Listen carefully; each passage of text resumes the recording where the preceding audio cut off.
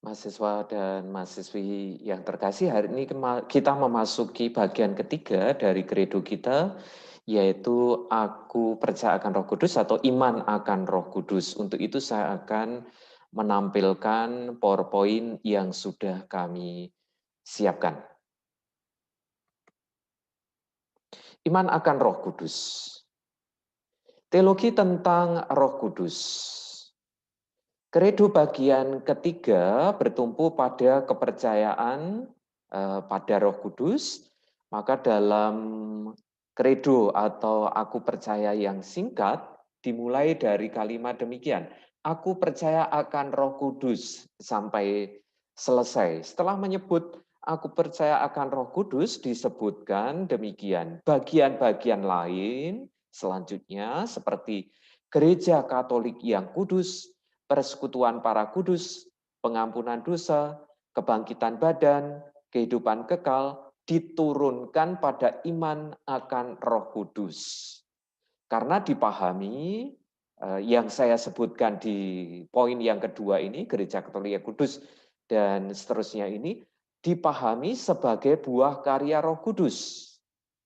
Poin ini mau mengatakan bahwa kita beriman pada Roh Kudus, sedangkan yang lain-lain selanjutnya itu adalah buah-buah dari Roh Kudus. Nanti kita akan kembali membahas hal ini. Ada poin yang terkait dengan hal ini. Kita mulai terlebih dahulu dari istilah terkait dengan Roh Kudus ini. Istilah pneumatologi berasal dari kata pneuma dan logos. Ya, seperti teologi itu ya, atau biologi atau ilmu-ilmu yang lain yang akhirnya pada bagian akhir itu disebut sebagai logi gitu ya. Sama logos ilmu. Dengan demikian, pneumatologi merupakan refleksi teologis mengenai Roh Kudus. Dalam kitab suci, Roh Kudus diungkapkan dengan kata Ibrani ruah, yang dalam bahasa Yunaninya pneuma, ya. Pneuma sendiri artinya nafas, hembusan angin yang memiliki ciri-ciri demikian. Cirinya sama, baik nafas, hembusan nafas kita gitu ya, sama. Yaitu tidak kelihatan tetapi berdaya dan efeknya terlihat dan nyata. Maksudnya demikian, kita tidak melihat nafas kita tidak melihat hembusan nafas kita juga. Kita tidak bisa melihat angin atau udara, tetapi kalau tanpa itu semua, kita semua akan mati. Misalnya kalau tidak ada nafas, kalau tidak ada hembusan yang keluar dari nafas kita, tentu saja kita akan lalu mati ya. Atau demikian juga misalnya dengan udara atau angin. Kita tidak melihatnya dengan mata kita, tetapi toh dayanya kita rasakan. Misalnya kalau angin kencang, lalu tanaman akan dahannya akan patah atau bahkan tanamannya sendiri akan tumbang, gitu ya.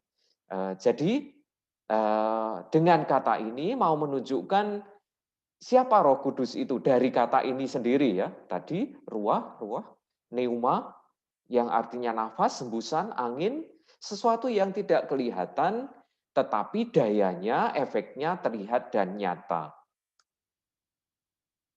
Roh Kudus dalam kitab suci. A. Roh Kudus adalah daya kekuatan yang mencipta. Mencipta, bahasa latinnya creare, maka dari turunannya muncul kata kreatif, daya cipta. Misalnya kalau kita menyebut teman kita itu kreatif karena dia suka membuat sesuatu yang baru. Nah, tadi kalau disebut Roh Kudus adalah daya kekuatan yang mencipta, ini misalnya dapat kita lihat dari Kejadian bab 1 ayat 1 dan seterusnya. Saya akan bacakan 2 kalimat saja dalam Kejadian 1 bab 1. Misalnya disebutkan demikian. Pada mulanya Allah menciptakan langit dan bumi. Lalu ayat 2, Roh Allah, sekali lagi saya ulangi, Roh Allah melayang-layang di atas permukaan air. Dari awal kitab suci kita sudah digambarkan, sudah disebutkan, sudah dihadirkan bahwa Allah atau Roh Allah yang mencipta, Roh Allah yang tadi melayang-layang di atas air. Lalu yang B, Roh Kudus adalah daya kekuatan yang memperbarui. Kita ingat kisah para rasul bab 2, yaitu dalam peristiwa Pentakosta. Roh Kudus memperbarui hidup para murid. Setelah peristiwa Yesus yang dibunuh, yang wafat, lalu para murid melarikan diri. Para murid menyembunyikan diri. Mereka menutup pintu dan jendela agar tidak terlihat. Mereka takut. Mereka hidup dalam kecemasan. Tetapi dalam kisah bab 2, ketika Roh Kudus turun dalam peristiwa Pentakosta itu, lalu memperbarui hidup mereka.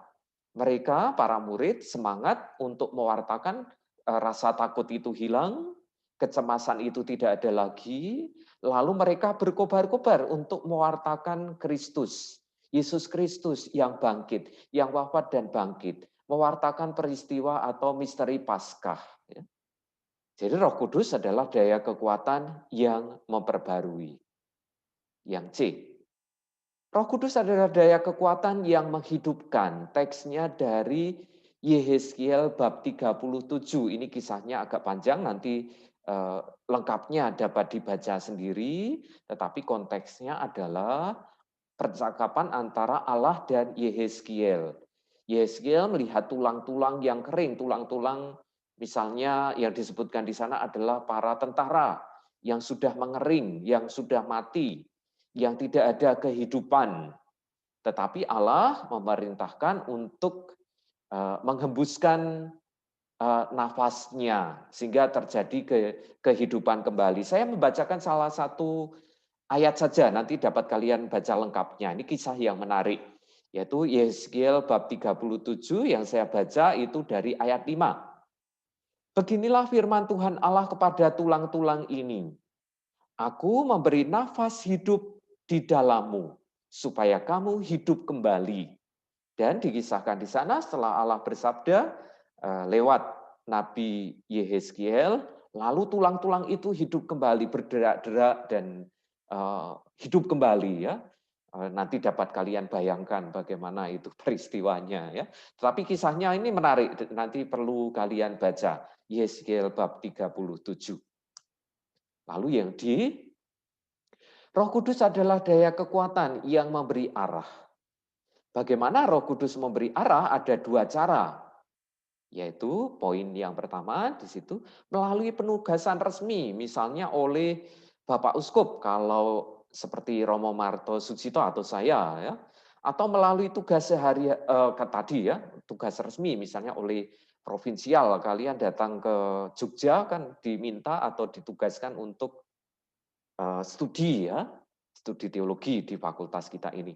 Atau juga tugas sehari-hari, misalnya kalau di seminari itu dikenal dengan kebidelan, atau di biara-biara kalian juga dikenal dengan pembagian tugas, ada yang mengurusi kapel, ada yang mengurusi kebun, dan macam-macam tugas yang lain. Melalui penugasan macam itu, baik yang resmi maupun sehari-hari, itu kita merasakan pendampingan atau arah dari Roh Kudus sendiri. Roh Kudus mengarahkan kita kemana. Lalu juga melalui kejutan yang terduga, tak terduga. Misalnya melalui pengalaman-pengalaman sehari-hari, baik yang besar maupun yang sederhana juga termasuk di dalamnya. Roh Kudus berkarya di sana, memberi arah kepada kita. Misalnya ya, kita sebagian dari kita masuk biara atau masuk ke seminari karena berjumpa dengan entah itu romo yang sangat ramah atau suster yang juga ramah, lalu kita tertarik begitu.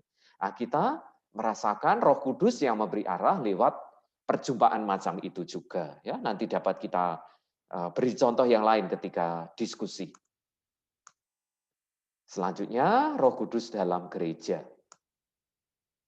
A, Roh Kudus memberi prinsip hidup gereja. Artinya, Roh Kuduslah yang membangkitkan orang untuk beriman. Roh Kuduslah yang menambah warga gereja. Ini contohnya dari kisah Para Rasul bab 8 ayat 26 sampai 40. Ini ayat-ayatnya panjang, nanti dapat dibaca. Ini ayat atau kisah yang menarik. Sida-sida dari Ethiopia gitu ya. Lalu Roh Kudus yang membisikkan suaranya pada Filipus. Saya hanya akan membaca dari satu ayat saja ya. Ini dari Kisah 8 ayat 26 sampai 40. Lalu kata Roh kepada Filipus, sekali lagi saya ulangi, lalu kata Roh kepada Filipus, pergilah ke situ dan dekatilah kereta itu, dan nantinya sida-sida dari Ethiopia itu akan dibaptis ya. Roh Kudus yang membangkitkan orang untuk beriman, yang dalam kisah ini adalah sida-sida dari Ethiopia. Atau misalnya dari kisah para rasul bab 2 ayat 47 dikatakan demikian atau disampaikan di sana. Dan tiap-tiap hari Tuhan menambah jumlah mereka dengan orang yang diselamatkan. Sekali lagi, Roh Kudus menjadi prinsip hidup gereja. Roh Kuduslah yang membangkitkan orang, kita semua juga termasuk di dalamnya, untuk beriman. Lalu yang B, Roh Kudus adalah jiwa gereja. Jiwa itu tidak kelihatan, ya kita tidak tahu jiwa kita itu seperti apa bentuknya, tetapi ada dalam diri kita. Kalau jiwa keluar dari diri kita, ya lalu kita mati secara fisik tentu saja. Tetapi ada dan tidak jelas tempatnya di mana. Begitulah kehadiran Roh Kudus dalam gereja. Dia memimpin gereja seperti jiwa memimpin tubuh kita. Ini gambarannya. Juga dari Kisah Para Rasul bab 16 ayat 6 sampai 7 saya bacakan. Mereka melintasi tanah Frigia dan tanah Galatia karena Roh Kudus mencegah mereka untuk memberitakan Injil di Asia. Itu ayat 6. Lalu ayat 7. Dan setibanya di Misia, mereka mencoba masuk ke daerah Bitinia, tetapi Roh Yesus tidak mengizinkan mereka. Sekali lagi disebut roh. Dalam hal ini Roh Yesus atau Roh Kudus. Tadi ayat 6 disebut Roh Kudus, tetapi ayat 7 lalu Roh Yesus gitu ya. Jadi roh disebut di sana, Roh Kudus ayat 6, lalu ayat 7 Roh Yesus. Sama atau? Nanti kita sudah belajar Trinitaris ya, jadi Allah Tritunggal. Nanti dapat kita munculkan dalam diskusi atau pertanyaan soal ini juga. Ya. Ini dari Kisah Para Rasul bab 16 ayat 6 sampai 7. Yang C, personalitas Roh Kudus. Kitab suci belum bicara tentang Roh Kudus sebagai pribadi, tetapi sudah menunjuk personalitas Roh Kudus. Misalnya dari Roma bab 8 ayat 15 dan 16. Roma bab 8 ayat 15 saya bacakan. Sebab kamu tidak menerima roh perbudakan yang membuat kamu menjadi takut lagi, tetapi kamu telah menerima roh yang menjadikan kamu anak Allah. Oleh roh itu kita berseru, ya apa, ya Aba, ya Bapa. Roh Kudus yang membuat kita, yang memampukan kita untuk menyebut Allah sebagai Bapa, sebagaimana yang dulu pada bagian pertama sudah kita bicarakan atau kita lihat. Sekarang kita masuk ke ayat 26. Demikian juga roh membantu kita dalam kelemahan kita, sebab kita tidak tahu bagaimana sebenarnya harus berdoa. Tetapi roh sendiri berdoa untuk kita kepada Allah dengan keluhan-keluhan yang tidak terucapkan. Ini menunjukkan personalitas Roh Kudus ya, belum dikenal atau tidak disebutkan sebagai pribadi, tetapi personalitasnya sudah disebutkan atau sudah ditunjuk dalam kitab suci kita. Kalimat selanjutnya, Roh Kudus sebagai pribadi baru dirumuskan dalam Konsili Konstantinopel yang pertama, tahun 381. Konstantinopel itu kota ya, nama kota. Sekarang disebut sebagai Istanbul atau yang ada di Turki sana ya. Konstantinopel atau sekarang disebut sebagai Istanbul. Yang menghadapi bid'ah pneumatomaki. Artinya musuh Roh Kudus yang menyangkal kealahan Roh Kudus. Mereka, kelompok ini, kelompok bid'ah ini, pneumatomaki ini menyebut atau mengajarkan bahwa Roh Kudus itu bukan Allah. Lalu gereja menanggapi itu dengan Konsili Konstantinopel yang pertama 381 tadi, ya, dan menyebut sebagai pribadi Roh Kudus ini sebagai pribadi yang ketiga. Ajarannya seperti yang dapat kalian buka dalam kredo kita yang panjang, rumusan iman kita yang panjang, yaitu Nisia Konstantinopel. Di sana muncul kalimat-kalimat ini. Ia, yaitu Roh Kudus, Tuhan yang menghidupkan. Nanti kalian buka ya dan kalian cek ini kalimatnya. Ia Tuhan yang menghidupkan. Siapa? Itu Roh Kudus ya. Lalu ada kalimat berikutnya, itu dapat kalian lihat nanti. Lalu dalam rumusan syahadat yang panjang juga dikatakan bahwa ini ia, Roh Kudus, bersabda dengan pengantaran para nabi. Ya, Roh Kudus yang adalah pribadi yang ketiga tadi, kalau dalam rumusan Konstantinopel yang pertama disebutkan, ia Tuhan yang menghidupkan, ia bersabda dengan pengantaran para nabi. Nanti kalimat lengkapnya perlu kalian lihat di rumusan kredo kita yang panjang, yaitu rumusan Nisia dan kemudian ditambahkan rumusan-rumusan dari Konstantinopel yang pertama. D.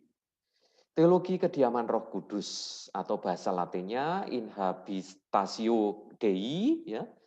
Roh Kudus adalah Allah yang berdiam dalam hati kita. Karena itulah kita disebut sebagai bait Allah. Dari 1 Korintus bab 3 ayat 16 sampai 17 dikatakan demikian. Tidak tahukah kamu bahwa kamu adalah bait Allah dan bahwa Roh Allah diam di dalam kamu? Ayat 17. Jika ada orang yang membinasakan bait Allah, maka Allah akan membinasakan dia. Sebab bait Allah adalah kudus dan bait Allah itu ialah kamu. Ya, teologi kediaman Roh Kudus. Yang E. Roh Kudus adalah karunia eskatologis. Eskatologis sudah kita lihat dalam pembahasan yang lalu. Yang merupakan jaminan eskatologis. Efesus bab 1 ayat 14. Sebentar, Efesus bab 1 ayat 14 dikatakan demikian. Dan Roh Kudus itu adalah jaminan bagian kita sampai kita memperoleh seluruhnya. Yaitu penebusan yang menjadikan kita milik Allah untuk memuji kemuliaannya. Akhir zaman yang di eskaton gitu ya. Akhir zaman eskaton ditandai dengan pencurahan Roh Kudus atau Roh Allah maksudnya. Teksnya dari Yoel bab 2 ayat 28 sampai 29, Yoel bab 28 saya bacakan. Kemudian daripada itu akan terjadi bahwa aku akan mencurahkan rohku ke atas semua manusia. Maka anak-anakmu laki-laki dan perempuan akan bernubuat, orang-orangmu yang tua akan mendapat mimpi, taruna-tarunamu akan mendapat penglihatan-penglihatan. Lalu ayat 29, juga ke atas hamba-hambamu laki-laki dan perempuan akan kucurahkan rohku pada hari-hari itu. Ya. Akhir zaman ditandai dengan pencurahan roh Allah. Nah, berangkat dari teks atau ayat dari Yoel ini, bab 2 ini, lalu kita melangkah ke poin yang terakhir ini ya, yang tampak dalam slide ini. Nah, Roh Kudus telah dicurahkan pada Yesus. Ya, kita ingat peristiwa pembaptisan, ya, atau bahkan pada awal ketika warta malaikat kepada Maria juga ya, Roh Kudus sendiri yang akan menaungi. Maka tadi berangkat dari Yoel bab 2 tadi, maka dengan Yesus akhir zaman telah dimulai. Kenapa? Karena Roh Kudus telah dicurahkan. Itu pula yang terjadi pada peristiwa Pentakosta tadi dalam Kisah Para Rasul bab 2 tadi. Demikian juga dengan kita, ya. Kita akan juga dengan baptis berarti kita juga menerima Roh Kudus sendiri diberikan kepada kita. Dan ingat pada peristiwa atau melalui sakramen Krisma juga kita dicurai Roh Kudus juga dimampukan untuk bersaksi, ya. Maka akhir zaman telah dimulai tadi, ya. Ayat kuncinya yang tidak boleh dilupakan tadi dari Yoel bab 2 ayat 28 sampai 29. Gereja Katolik yang kudus. Tadi soal Roh Kudus, lalu kita masuk ke buah-buah Roh Kudus. Yang pertama, Gereja Katolik yang kudus. Gereja sebagai, dalam hal ini kalau disebut dalam kredo kita, ya, tadi yang sudah saya bacakan dari kredo kita yang pendek, aku percaya akan Roh Kudus, lalu disambung Gereja Katolik yang kudus, persekutuan para kudus, dan seterusnya, ya. Sekarang kita masuk ke yang pertama, buah dari Roh Kudus, yaitu Gereja Katolik yang kudus. Gereja sebagai yang beriman, bukan sasaran iman. Kita tidak beriman pada gereja, tetapi gereja adalah yang beriman. Dalam hal ini tadi yang perlu kita ingat, semoga kalian juga ingat seumur hidup kalian, ya, Gereja Katolik yang kudus, persekutuan para kudus, dan macam-macamnya itu kita pahami sebagai buah-buah dari iman kita akan Roh Kudus. Gereja sekali lagi sebagai yang beriman, kita yang beriman, bukan sebagai sasaran iman. Kita masuk ke catatan istilah terlebih dahulu, apa yang disebut sebagai gereja. Gereja berasal dari kata igreja, ini bahasa Portugis. Kita atau teman kita yang berasal dari Timor, gitu ya, tentu mengenal bahasa ini, gereja, bahasa Portugis. Lalu eklesia, gereja ini berasal atau berakar dari kata Latin ecclesia, dan berakar atau menerjemahkan juga kata Yunani, yaitu eklesia juga.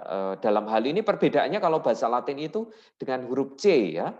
Sedangkan atau kalau dalam bahasa Yunani itu dengan huruf K, ya, seperti yang tampak dalam slide kita ini. Eklesia dalam bahasa Yunani artinya rapat, pertemuan, sidang. Kalau rapat atau pertemuan sidang kan kalian tidak mungkin sendirian. Toh saya sedang rapat tetapi sendirian, itu nanti malah ditertawakan oleh yang lain, tetapi selalu dengan yang lain. Maka itulah sebabnya istilah eklesial, ya, atau gereja selalu berarti plural atau jamak. Ini adalah kumpulan dari orang-orang yang beriman pada Kristus sendiri. Nanti kita artikan demikian, tetapi selalu plural. Gereja itu tidak sendirian, kita sendiri gitu. Ya, tetapi artinya kalau dari bahasanya tadi rapat, pertemuan, sidang kan berarti banyak orang, ya. Selalu plural. Itulah sebabnya Paus Fransiskus, paus kita sekarang ini mengatakan bahwa gereja itu harus konkret, real, yaitu orang yang berkumpul. Maka menjadi tugas katekese kita nanti setelah pandemi selesai untuk kembali mengumpulkan umat beriman datang ke gereja. Ya. Yesus dan gereja, pertanyaannya adalah, sejauh mana Yesus menghendaki gereja? Jawabnya, dalam kitab suci tidak ada teks eksplisit ini yang menyebut bahwa Yesus menghendaki gereja. Teks Matius bab 16 ayat 18 merupakan teks Paskah, artinya setelah Paskah, ya. Jawaban berdasarkan petunjuk yang jelas. A. Yesus mewartakan kerajaan Allah dengan mengumpulkan orang, ya. Yesus mengarahkan pewartaannya kepada seluruh bangsa. Pewartaan kerajaan Allah tidak mengecualikan seorang pun, semuanya juga diundang secara sama. mereka yang sakit, mereka yang lumpuh, mereka yang buta, mereka yang haus, dan mereka yang di penjara dan lain-lainnya juga termasuk di dalamnya. Justru merekalah juga yang atau pertama-tama yang diundang untuk masuk ke dalam kerajaan Allah. Lalu Yesus mewartakan Allah yang berbelas kasih kepada semua orang yang tadi saya sebutkan juga ya. Mereka yang dihindari, mereka yang miskin, mereka yang tidak punya status itu juga masuk ke dalamnya. Jadi dari poin ini mau dikatakan bahwa pewartaan kerajaan Allah yang dibuat oleh Yesus atau Yesus yang mewartakan kerajaan Allah itu lalu mengumpulkan, menjadikan banyak orang berkumpul gitu ya, atau membentuk mengundang orang untuk berkumpul, mengundang orang untuk membentuk kesatuan gitu ya.